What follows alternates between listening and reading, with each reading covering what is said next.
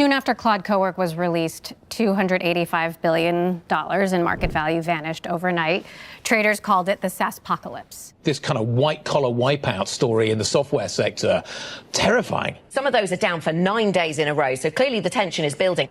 If AI continues improving at this pace, how much of traditional software gets replaced and how fast? I think with AI, like the pie is getting bigger, right? So the existing incumbents may be smaller in relative terms. Some of them may go down in value. Some of them may even go out of business if they don't adapt in the right way. But like, I would guess that the software industry gets larger, not smaller, although there will be some big losers. Those who don't kind of see what's coming, who don't identify the moats they have, they're going to have a really hard time. It's sort of the quiet cafe. Okay. Anthropic's recent growth spurt might not have happened without this man, Boris Cherny, the engineer behind Claude Code and Claude Cowork. When Anthropic hired him in 2024, Cherny was living a very different life in rural Japan. There was a lot of farmers markets, like very slow. We were making miso. That was sort of the big hobby. And I remember using the first AI chatbot that I'd ever used, and it just took my breath away. And I was just like, oh my God, I have to just be a part of this. And I'm also just such a big sci-fi reader. And so I just know how bad this thing can go. Like, this technology is incredibly powerful. And so we moved back. You created Claude Code. You led the development of Claude Cowork. What problem were you trying to solve? If you look at the coding products, they were all pretty simple. It was sort of like, like complete the word, complete the sentence. That was the extent of AI in coding. And we just wanted to make a way bigger bet.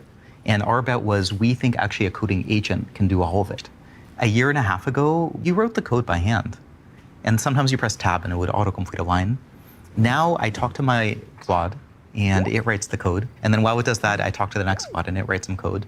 And at any point, I have either, like a few Claudes running and up to a few thousand Claudes running, doing things.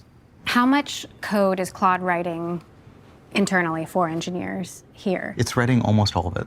On my team, so for me personally, it's been writing 100% of my code for at least 6 months. The work of engineering has just completely changed. I feel like I suddenly have superpowers. I have like a jetpack.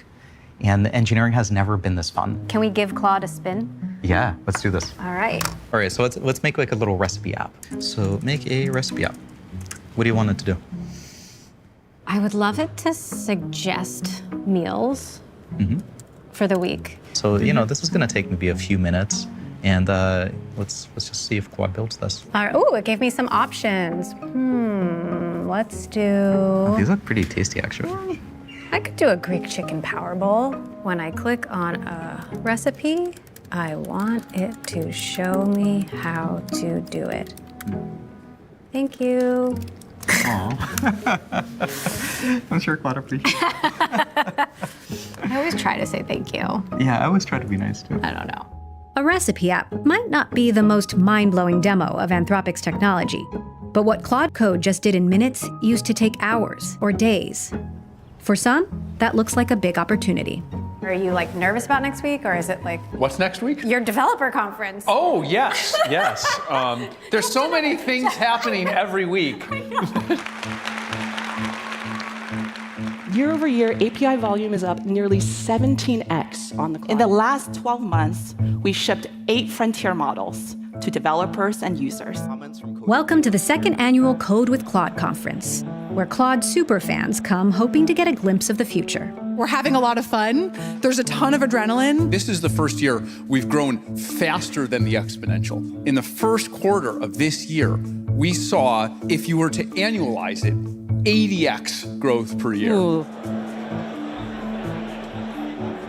I use Claude every day in the form of Claude Code to do all sorts of stuff, not just write code. I write way more code than I did 5 years ago. I've got the confidence of, a 22-year-old with VC money. I'm not 22. My friend invited me, and it's amazing as someone that's not really technical. I think it's really interesting just to see what everyone's working on, what's out there. I think the concerning part and the exciting part is, hey, they can do things that we couldn't dream of and timelines we couldn't ever expect. But the kind of alternate side of that reality is you really have to be prepared because they will really be 1,000 times more productive. All of this raises an obvious question. Will engineers be the first casualties of the AI they're building? It's been revenge of the nerds for a while. Is that over? I think we all become nerds. But what happens to the actual nerds? I think the actual nerds, well, they have to figure it out. Yeah, I think for a lot of them, the skill that they had before is going to help them in the future because they sort of have a pretty big head start. They do a lot of things that are not coding. Engineers also have to talk to users. They have to plan. They have to think about what's next. So I think these are still parts of engineering that are going to stick around. Silicon Valley may have AI fever, but elsewhere, the mood is less upbeat. 70% of Americans think AI will kill jobs, and nearly a third worry theirs will be one of them. Dario-Amodei has been outspoken about this issue, and some of his predictions don't exactly sound reassuring. I think we could have this very unusual combination of very fast GDP growth and high unemployment, or at least underemployment, or low-wage job, a lot of low-wage jobs, high inequality. You've been really direct about job loss. AI could eliminate half of all entry-level white-collar jobs in the next 1 to 5 years. That was a year ago. AI has moved incredibly fast. Is it still 50% or is it higher? I don't know exactly, but I'm still pretty concerned. I'm still the same order of concern. We are seeing right now that AI is making people more productive, but that's the usual hump.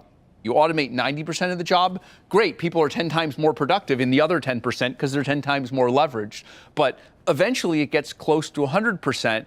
Now, the sequel to that is, well, then you have to find something else for them to do. Right now, AI makes the software engineers more productive, even though AI writes all the code or almost all the code. But we're already starting to see the beginning of there may be some people that it's not making more productive, that it's better for the AI to just do the thing. How does that sit with you? It's very uncomfortable. Yeah, and I think this is the reason why I chose to go to Anthropic, and I think this is the reason that a lot of people here chose to go here.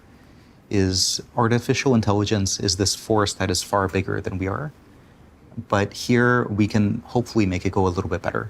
Do you feel like it's your job to do something about that, or is that someone else's problem? I think it's a thing that we have to talk about. We have to advocate for it. Ultimately, it's up to society to solve it. This is bigger than one company. There has been a lot of pushback on, and I know you've said you're trying to warn people, but that, Jensen Huang said you're conflating tasks with jobs. AI is creating jobs. Anybody who is saying that AI is wiping out jobs is scaring people. Other folks have said this, it's sort of doom marketing that benefits Anthropic. So I want to be really clear and push back hard against this. In every interview, I talk about the possible ways to address these risks, from tax and macroeconomic policy to what the new jobs are. In the adolescence of technology, I have 5 pages where I lay out the difference between tasks and jobs, why this time is different than other times. But social media, which I detest as a category, people have these 3-second clips from a year ago.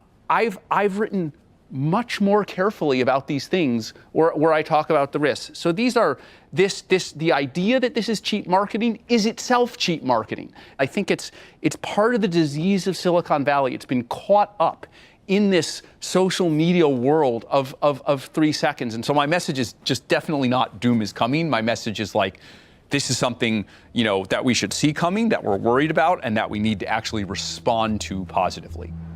Dario has charged head-on into this arena. He's not afraid to blast his competitors. And then I think there are some players who are YOLOing, who pull the risk dial too far, and I'm very concerned. Who is YOLOing? So that's a question I'm not going to answer. Or critique the U.S. government and Anthropic's own partners for selling AI chips to China. It's a bit like, I don't know, like selling nuclear weapons to North Korea.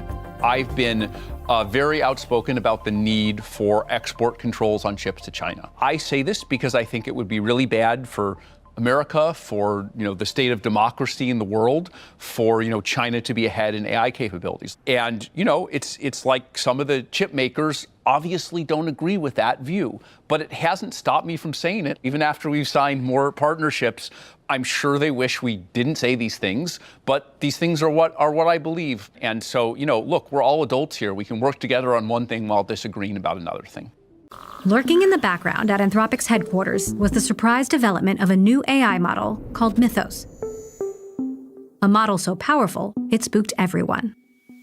Anthropic's making headlines almost on a weekly basis, Yes. and most notably now around Mythos. The company believes it's this enormous threat. Imagine a world where everyone had a nuclear bazooka, basically. Mythos identified thousands of cybersecurity vulnerabilities, exposing potential flaws in every major operating system. Anthropic signaled that if fully released, Mythos could hack banks, pry open state secrets, and cripple critical infrastructure. I think the thing that surprised me most about it was the models had been climbing in their ability to find vulnerabilities. It was a particularly large jump. Some of the early companies that we gave this to said things like, "This is a super weapon. You should have to own a gun license to use it. Please don't release this." In an initiative called Project Glasswing, Anthropic gave select organizations access to Mythos. Even federal agencies like the National Security Administration clamored to use it, despite Anthropic's blacklisting by the Pentagon. I think the future is this kind of cat and mouse game where we need to make sure that the good guys have the tools that they need to defend. And then at some point, the bad guys will have it too. And at that point, we have to make sure the good guys have an even better model so they can be ready for this. Is it possible to stay ahead of the bad guys? Really, though? That's what we hope. The criticism is you're effectively deciding who gets access and who doesn't. Why should anyone be comfortable with that kind of concentration of power? It wasn't like, oh, it's so powerful and let's decide who gets the power. It was a very specific concern around cybersecurity. And so the way that we decided who to give the model to was grounded in that specific fear. There's obviously nuance to decide, like, where do you draw that circle? I think that's really complicated. I think we've tried to be as publicly open as possible to say, we're trying our best to make this decision well, but like, we might not do it perfectly. What about the folks who say this was just good marketing? We have suffered enormously commercially from not releasing this model. This model has incredibly accelerated research within Anthropic and production of the next models. It would do the same in the outside world if we were to release it. This has hurt us enormously commercially. Have you had to make trade-offs already that you're not entirely comfortable with?